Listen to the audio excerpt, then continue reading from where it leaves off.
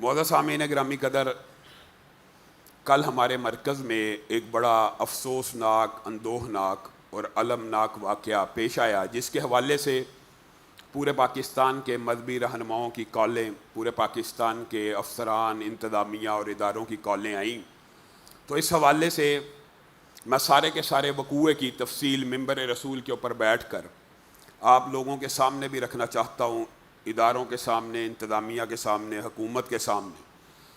मुख्तसर बात ये, अगर बात यूँ की जाए कि निसार तेरी गलियों पे वतन के जहाँ चली है रस्म कि कोई न सर उठा के चले, जो कोई चाहने वाला तवाफ़ को निकले, नज़र झुका के चले, जिस्म जान बचा के चले।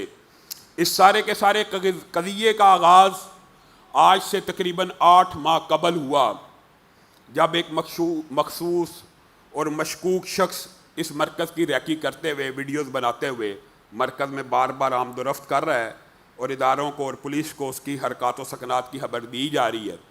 फिर एक दिन वो अपने मोबाइल कैमरास के साथ अपने चंद लोगों के हमरा मरकज़ में दाखिल होता है, और वो गालिबन, मैं तब बहावलपुर के दौरे पे था, मैं यहाँ पे मौजूद नहीं था और मेरा जुम्मा भी था बाहर यहाँ से। तो मरकज़ की जो इंतज़ामिया है वो उस बंदे को पकड़ लेती है। अल्लाह के फजल करम से वो बंदा गिरफ्त में आ जाता है। 15 की कॉल चलाई जाती है, उस बंदे को, मशकूक शख्स को पकड़ के पुलिस के हवाले कर दिया जाता है। हमारा काम तो यही है, कोई मशकूक शख्स देखा जाए उसको पकड़ के पुलिस के हवाले कर दिया जाए। लेकिन यहाँ से एक नई कहानी का आगाज़ होता है। हमें यह इतला मिलती है, जिस शख्स को पकड़ के पुलिस के हवाले किया 15 की कॉल के ऊपर, उस शख्स की तरफ से मरकज़ की इंतज़ामिया के जो लड़के हैं उनके ऊपर हब्से बेजा का पर्चा दर्ज कर दिया गया कि इन्होंने एक बंदे को नाजायज़ पकड़ के हब्से बेजा में रखा है। हब्से बेजा का पर्चा उनके ऊपर काट दिया गया। खैर, मेरी वापसी हुई, आला अफसरान को CCTV फुटेजेस, हर चीज़ का रिकॉर्ड मौजूद था। आला अफसरान ने माजरत की, उस पर्चे को खारिज किया और उस बंदे को पूरे पाकिस्तान की इंतज़ामिया इदारों ने, और उस वक़्त जो SP थी सिद्रा साहिबा भी वही हैं, वो आज उनका तबादला कल हो गया, आगे चल के ये बात करते हैं।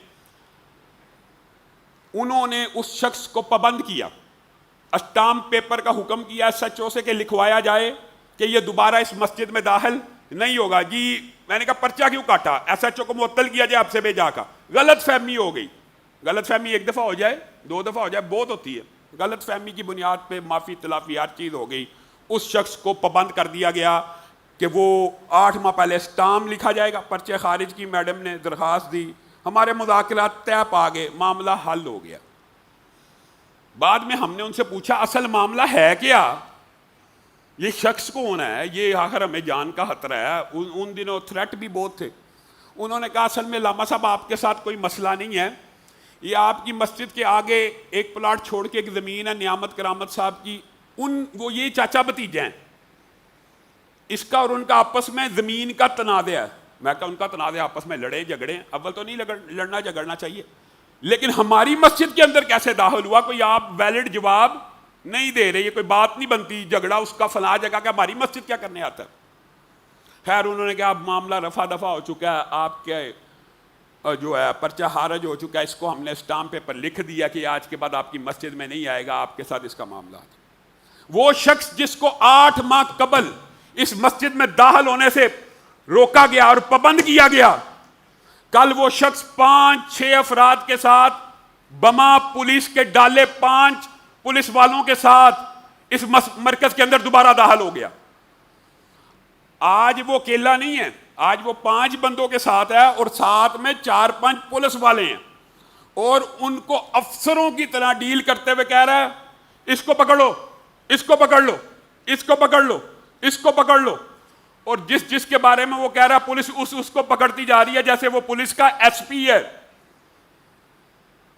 इसी असना में जब ये वकूआ हो रहा है, मैं तो कटिंग करा रहा था, मुझे मरकज़ की इंतज़ामिया से कॉल आई कि वही शख्स जिसको 8 माह कबल पूरे पाकिस्तान के इदारों ने पाबंद किया, कोई इस मस्जिद में दाखिल नहीं होगा, मस्जिद में दाखिल होकर बदमाशी भी कर रहा है, और पुलिस के जरिए हमारे लड़कों को मार भी रहा है और उनको पकड़ भी रहा है। पुलिस हमारे बंदों को पकड़ी है जैसे पुलिस उसकी मुलाजम और मातहत है।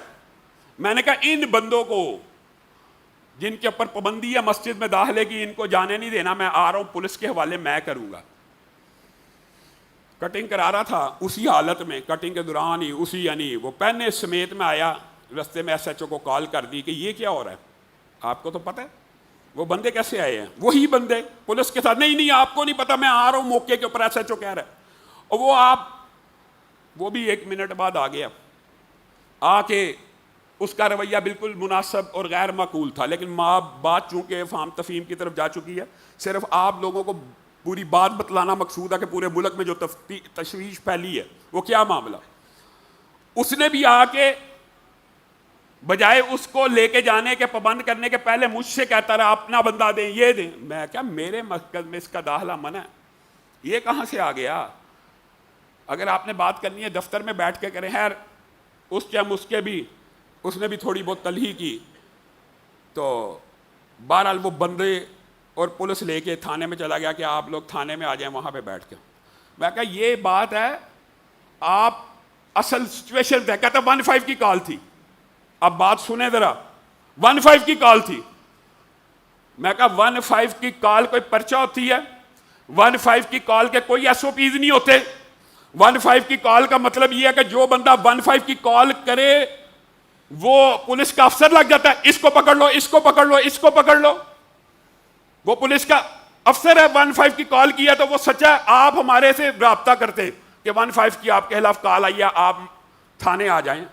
हम ना आते तो बात है। ये बंदा हमारी टेरिटरी में दाखिल कैसे हुआ जिसको आपने पाबंद किया, और किस उसूल पे हुआ? क्या 15 की कॉल की है? 15 किसने कॉल की है? वो नियामत करामत की जो जमीन है, फिर वही जो एक प्लाट छोड़ गया, उसके अंदर तमीरात हो रही हैं। मैं कहा जाके रोको, अगर उसके अंदर हो रही हैं, उधर हो भी नहीं थी रही, झूठा है। और मैं कहा उधर हो रही है तो मस्जिद में क्या लेने आए हो? ये जी आपके मजदूर भी तो लगे हुए हैं। मैं क्या, वाह वाह, हमारी मस्जिद की तमीर रोकना चाहते हो तो हमारी मस्जिद के खिलाफ इसका स्टे दिखा दो, हमारी मस्जिद के साथ इसका लिंक साबित कर दो, नहीं तो आप झूठे हैं। खैर उनको पता लग गया कि सारी बात झूठ के ऊपर मबनी है। वो बंदा ना हमारी मस्जिद की मलकियत के डॉक्यूमेंट्स उसके पास है, ना मालक है। हमने जिस बंदे से हमने ये ज़मीन ली हुई है उसका नाम है मलक मुस्तफ़ा, मरूफ आदमी है, PCSIR सोसाइटी का मालक है। उससे हमने 8 कनाल 18 मरले ज़मीनें खरीदी हुई। उस बंदे के खिलाफ भी नहीं इसका स्टे, और इसकी मलकियत भी नहीं। इसका स्टे हमारी ज़मीन से अगली ज़मीन के ऊपर है। हमारी मस्जिद का उसके साथ क्या ताल्लुक है? कोई ताल्लुक नहीं। अफसरान को भी पता था, कोई ताल्लुक नहीं। लेकिन चंद टके लेकर पुलिस हमारे मरकज में दाखिल हुई, और मेरे पास ऐसी CCTV फुटेजेस मौजूद हैं कि जिसको आज अगर मैं सोशल मीडिया के ऊपर डाल दूं तो पूरे पाकिस्तान के अहले हदीसों के अंदर एक तूफान खड़ा हो जाए, जो जुल्म और बर्बरियत इन्होंने मेरी मस्जिद के मुलाजमों के साथ की है। लेकिन आला अफसरान के मुझे कॉलें आई है। जो नरमी का आज खुतबा दिया, इसका ये दिबाचा ये था कि लामा साहब फाम तफहीम से मामला हल हो जाए, ये हो जाए। मैं कहा फाम तफहीम से हल कर लें, लेकिन मेरिट पे हल होना चाहिए। और मैं खराज तहसीन पेश करता हूँ। मैडम सिद्रा का आखिरी दिन था, वो आई, उन्होंने उस बंदे के सामने वो सारी बातें दोहराई जो मुझे कहनी थी, वो उन्होंने कह दी। तुझे 8 महीने पहले पाबंद किया था, तू क्या करने गया? तुझे 15 की कॉल पे मना किया था कि तू नहीं करेगा, झूठी करता है। मैं आपके सामने इस लाहौर में पला बड़ा, तकरीबन मेरी उम्र 44 बरस के करीब हो चुकी है। मेरे पे एक मक्खी मारने का, एक पत्ता या गमला तोड़ने का, एक टेडी पैसे का, 1 इंच 1 सेंटीमीटर का आज तक कोई पर्चा और मुकदमा दर्ज नहीं है। और उस बंदे के ऊपर 1 2 नहीं 20 और सैकड़ों मुकदमात दर्ज हैं। आपस में बाप बेटे की 7 कावन हुई हुई है, चाचे भतीजे की होती है। पुलिस उससे चंद टके खा के मस्जिद के तकद्दुस को पमाल करते हुए, और उस वक्त SHO कह रहे पब्लिक प्रॉपर्टी है, मस्जिद पब्लिक प्रॉपर्टी है। अगर कोई नमाज पढ़ने आए अहलन व सहलन, जुम्मा पढ़ने आए अहलन व सहलन, लेकिन अगर कोई शरारत करने आए और धावा बोलने आए तो यह सिर्फ जमीयत अहले हदीस पाकिस्तान का दफ्तर था, जिससे आप अमन और अमान से वापस चले गए हैं। अल्लाह की कसम, किसी और मसलक की मस्जिद होती तो आप अपनी टांगों पे वापस ना जाते। मैंने अपने नौजवानों को हमेशा कानून की बात की है, आइन की बालादस्ती की बात की है कि कानून हाथ में नहीं लेना, दस्तूर के मुताबिक चलना है।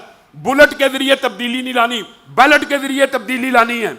लेकिन हमारी शराफत का यह नाजायज फायदा उठाया जाए कि 2 टके के पुलिस अफसरान जब दिल करे मस्जिद में दाखिल हो जाए और बाद में आला अफसरान को उनकी वजह से माजरत करनी पड़े। हमें भी तकलीफ होती है, आला अफसरान का क्या कसूर है? किसी का कोई कसूर नहीं था। मैडम सिद्रा ने उसको आके सख्ती से मना किया और नया एक मुआहदा वहां पे हमारा तय पाया कि इसको पाबंद किया जाएगा। फिर वही बात, और मैं आपको यहां पे बताता हूं, मेलाफाइडी और साजिश इस केस के पीछे जरूर शामिल है। 8 महीने पहले भी उसका हमारे साथ तनाजा नहीं था, पुलिस ने FIR काटी, उसी वक्त SHO को मुअत्तल होना चाहिए था, उसी वक्त, गलत फहमी की बुनियाद पर। फिर कल क्या हुआ? फिर कल गलत फहमी हो गई है। और उनका जो रवैया था हमारे मुलाजमों के साथ, ये सैकड़ों गवाह मौजूद है यहां पे। लुकमान साहब की बेटी ने, छोटी से स्कूल की बच्ची ने अपने वालिद को पूरी स्टोरी सुनाई है। वो मैं आज आने से पहले देखा फेसबुक पे, वो पूरी स्टोरी बता चुकी है पुलिस वालों ने क्या जुल्म और बर्बरियत की है। ये इश्तियारी हैं, डाकू हैं, जानी हैं, यहां पे कोई डकैत छुपे हुए हैं जो पुलिस इस तरह दंदनाती हुई अंदर दाखिल हुई है और उनको पकड़ के अपने साथ ले जाने की कोशिश करती है। किस वजह से? वो अफसर था, इसको पकड़ो, इसको पकड़ो। वो कौन है? उसको प्रोब किया जाए, इस साजिश को बेनकाब करना चाहिए। वो हमारी जान के दर पे है। और अगर जमीयत अहले हदीस के किसी कारकुन को या हमें कोई नुकसान पहुंचा, हम अपने दोस्तों को बता चुका हूं कि इस साजिश के पीछे कौन है। बहरहाल SSP अली रजा साहब ने, DIG फैसल कामरान साहब ने और SP मैडम सिद्रा ने जाते जाते बहुत खुश असलूबी से ये बातें तय की कि इस बंदे के खिलाफ 15 की झूठी कार्रवाई होगी। वो ASP साहब भी, कामल साहब ने भी इस बात की तईद की। लेकिन SHO साहब का रवैया 100% जानबदाराना था। हत्ता कि ये राकब साहब, अदरीस साहब बैठे हुए हैं, SHO थाने के अंदर कह रहा है कि लड़ाई झगड़ा तो हुआ है, 2 बंदे आपके 751 में डाल देते हैं, 2 उनके डाल देते हैं। इन्ना लिल्लाहि व इन्ना इलैहि। ये SOPs है 15 की कॉल के, ये बदमाशी और गुंडागर्दी है। फिर आज मेरे जहन में वो हातिम रिजवी की बात भी आ गई कि ये बात अजानों तक नहीं रहनी, ये मस्जिदों के अंदर दंदनाते फिरेंगे। मैडम ने कहा इसके खिलाफ कार्रवाई होगी, 15 की जाली कॉल की। ये मलकियत नहीं साबित कर सका मस्जिद की जगह की, ये स्टे साबित नहीं कर सका हमारे खिलाफ। हत्ता कि मैंने जिनसे जमीन खरीदी है उनके खिलाफ भी स्टे नहीं साबित कर सका कि बदा मैं उन्हीं से कह दूं कि भाई तुम्हारे खिलाफ तो स्टे वे, पेमेंट मेरी वापस करो। ये क्या है? ये साजिश है। इसके ताना बाने जहां पे जाते हैं। फिर उन्होंने कहा इसकी तदीबी और इंसदादी कार्रवाई होगी, मुचलका लिखा जाएगा। मैं आपको एक बात गारंटी से कहता हूं, कल मैंने SHO के रवैये से यह बात अखज़ कर ली है कि मैडम ने जो पहले उसको कहा था कि स्टाम्प पेपर लिखवाओ, वो बस ओरली बात हुई भी है। इसने स्टाम्प पेपर भी वो क्यों जी राकब साहब बार बार मांग रही थी स्टाम्प पेपर ला, उसने कहा नहीं है, हाँ है, पेश नहीं कर सका। वो जो स्टाम्प पेपर 8 महीने पहले तय हुआ था कि लिखेगा। पर्चे की खराज रिपोर्ट हमने मांगी ही नहीं, पता नहीं वो भी है या नहीं। अब तो ये भी ज़हन में डाउट आ रहा है।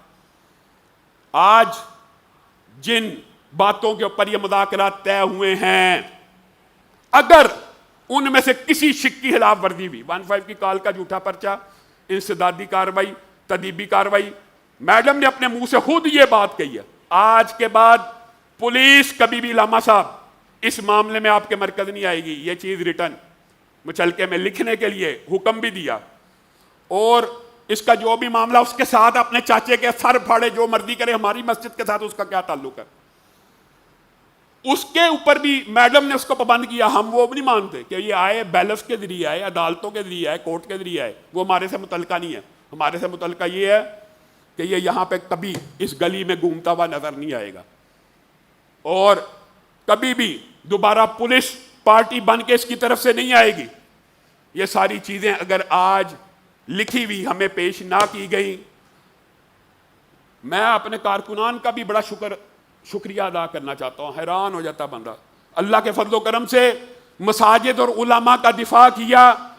सिर्फ मस्जिद के अंदर इंतजामिया ने एक पोस्ट लगाई कि ये मामला हो गया, आप हैरान रह जाएंगे। 25 मिनट के अंदर 250 अफराद थाना सत्तू कतला के बाहर, 500 अफराद जमीयत के दफ्तर में, 600 अफराद शौकत हानम चौक में, 200 अफराद चुंगी अमर सद्दू में, 200 अफराद ठोकर न्याज बेग के ऊपर, 200 अफराद डिफेंस रोड के ऊपर, पिशावर से, गुजरावाला से, उकाड़ा से, कसूर से, हर जगह से काले आ रही हैं। लामा साहब, हम रोडों के ऊपर खड़े हैं, अगर मुज़ाकरात कामयाब ना हुए रोडों को ब्लॉक कर दिया जाएगा। मैं कहा नहीं, मैं टेबल टॉक करने का आदी हूं, मुज़ाकरात और मुकालमे के ऊपर यकीन रखता हूं, डायलॉग के ऊपर यकीन रखता हूं।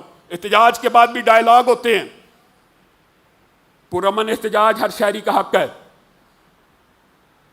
मामला बड़े अफसरान के पढ़ने की वजह से मैंने अपने दिल को समझाकर माफी तलाफी की तरफ और फाम तफहीम की तरफ मैं मामला ले गया हूं, लेकिन इसकी वायलेशन को बर्दाश्त नहीं किया जाएगा।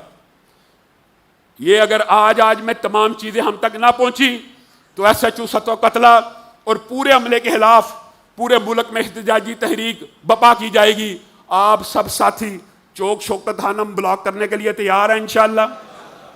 जब तक ये पूरा थाना और SHO मुअत्तल नहीं होगा, हम शौकत हानम चौक के अंदर धरना देंगे। अगर ये SP ने जो बातें की हैं उनको ना माना गया, अगर मान लिया गया, हमारे रास्ते भी खुले हैं, फिर हमारे दिल में भी कोई बात नहीं है।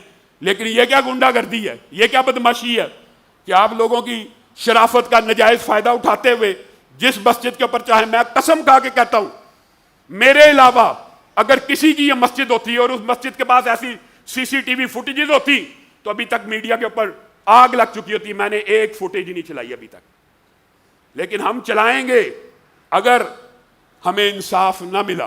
दूसरी बात, इस्लामाबाद के धरने के अंदर ये बात मैं दुराने हफ्ता एक वीडियो के जरिए पहले भी कह चुका हूं, 2 नौजवानों को शहीद कर दिया गया पुलिस के सामने। यह पुलिस का किरदार है। यहां पे मस्जिद के अंदर घुस के एक क्रिमिनल मुजरम के कहने पे नेक मुत्तकी लोगों को पकड़ लिया और वहां पे सामने 2 बंदे जिन्होंने मारे उनको पकड़ नहीं सके, 2 बंदों को कत्ल किया, उनको पकड़ नहीं सके। मस्जिदों के मुलाजम इनके लिए एक आसान हदफ और टारगेट है। शरीफ है ना, बेबस हैं, लेकिन इतने बेबस भी नहीं है। हमारे पास अल्लाह के फजलो करम से लाखों का फैन फॉलोइंग, लाखों लोगों की जमात मौजूद है। आप हमारी शराफत का नजायज फायदा ना उठाएं और जो मामला आपके सीनियर अफसरान ने तय किया है उसका रोजनामचा, उसकी रपट, 15 की कॉल के ऊपर झूठे पर्चे और जो जो बातें हमने तय की हैं उसको फिल फोर मरकज में पहुंचाया जाए। सुभान रब्बिका रब्बिल इज्जति अम्मा यसिफून व सलामुन अल मुरसलीन वल्हम्दुलिल्लाहि रब्बिल आलमीन।